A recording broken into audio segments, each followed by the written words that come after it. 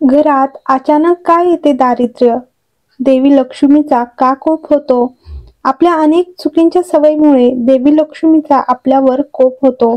आज आपण माणसांच्या अशाच काही चुकीच्या सवयींबद्दल बोलणार आहोत. पाहूया, ज्योतिषशास्त्रानुसार आपल्याला आयुष्यात सर्व काही हवं असतं. यश, पैसा, समृद्धी, आनंद, समाधान हे सर्व मिळवण्यासाठी आपण धावपळ करत राहतो. यातूनही काही वाईट गोष्टी घडल्या तर आपण लगेच इतर लोक किंवा परिस्थिती त्यासाठी कशी कारणीभूत आहेत हे जगाला आणि स्वतःलाही पटवून देण्याचा प्रयत्न करतो. परंतु बऱ्याचदा चूक आपलीच असते. आपण चुकलो हे मान्य करणं बऱ्याच लोकांना जमत नाही. त्यामुळे त्यांची प्रगती खुंटते. आपल्यासोबत काहीतरी चुकीचे घडले म्हणजे त्यात आपल्या नशिबाचाच दोष असावा असा विचार साधारणपणे सर्वांच्या मनात येतो. पण अशा वेळी शांत राहून विचार करावा की आपल्यासोबत चुकीचे घडण्यामागे आपली तर एखादी चुकीची सवय नसेल ना? हो, असे होऊ शकते. ज्योतिषशास्त्राप्रमाणे काही चुकीच्या सवयी आपल्या दारिद्र्याचे कारण बनतात. आपल्या अनेक चुकीच्या सवयीमुळे देवी लक्ष्मीचा आपल्यावर कोप होतो. या चुकीच्या सवयी आपल्या दुर्दैवी नशिबाचं कारण बनतात. आज आपण माणसांच्या अशाच काही चुकीच्या सवयी आणि ज्योतिषशास्त्रानुसार सर्वात पहिली चुकीची आणि वाईट सवय म्हणजे नखे चावणे. काही लोकांना कोणत्याही वेळी आणि कोणत्याही ठिकाणी आपली नखे चावण्याची खूप वाईट सवय असते. नखे चावल्याने आपल्या कुंडलीतील सूर्य कमकुवत होतो. त्यामुळे आपल्याला अपयश मिळते आणि समाजात आपली निंदा होऊ शकते. घर किंवा घराबाहेर स्वच्छता राखणं ही खूप महत्त्वाची गोष्ट आहे. स्वच्छतेमुळे केवळ आजारांचा धोका कमी होतो असे नाही, तर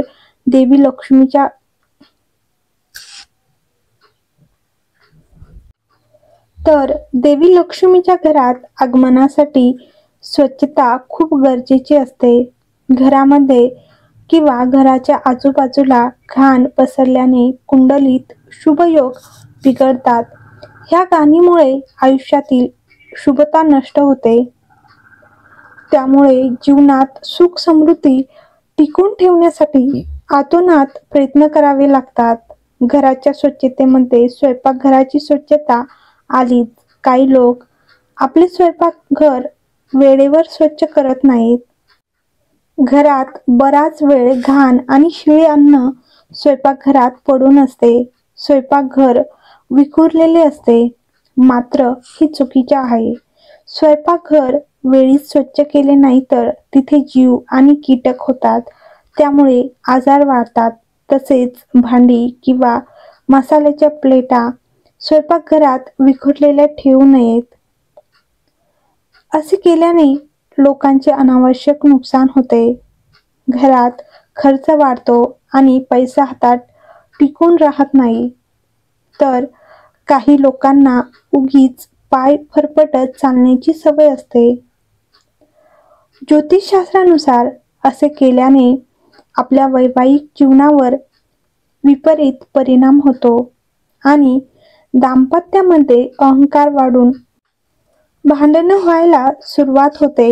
म्हणूनच नेहमी व्यवस्थित पाय उचलून चालण्याचा प्रयत्न केला पाहिजे.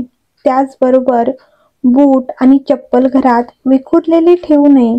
याचाही आपल्या नशिबावर वाईट परिणाम होतो. असे केल्याने आयुष्यात विनाकारण धावपळ वाढते. ज्या कामासाठी एवढी धावपळ केली जाते त्यातही यश मिळणे माणसाला अवघड होऊन बसते. त्यामुळे अशा चुकीच्या सवयी आणि चुकीचे वागणे यापासून माणसाने दूर राहावे. तुम्ही खूप कष्ट करतात, मेहनत घेतात, पण तरीही तुमची आर्थिक परिस्थिती वर्षानुवर्ष नाजूकच राहते. असं का होत असेल याचा विचार तुम्ही कधी केलाय का? ज्योतिषशास्त्रानुसार वास्तुदोष हे व्यक्तीच्या जीवनातील संकटे आणि दारिद्र्याचे मुख्य कारण आहेत. त्यामुळे तुमच्या घरातील छोट्या छोट्या चुका देखील तुमच्या आर्थिक प्रगतीमध्ये बाधा ठरू शकतात. हिंदू धर्मात ज्योतिष आणि वास्तुशास्त्राला अनन्यसाधारण महत्त्व आहे. म्हणूनच लोक घर बांधण्यापासून ते घरातील प्रत्येक वस्तू ठेवण्यासाठी वास्तू आणि ज्योतिषशास्त्राचा आधार घेतात. वास्तू आणि ज्योतिषशास्त्रात असे अनेक नियम सांगण्यात आले आहेत. हे नियम रोज पाळले पाहिजेत. बरेच लोक कष्ट करूनही गरीब राहतात आणि विचार करतात की असे का होते.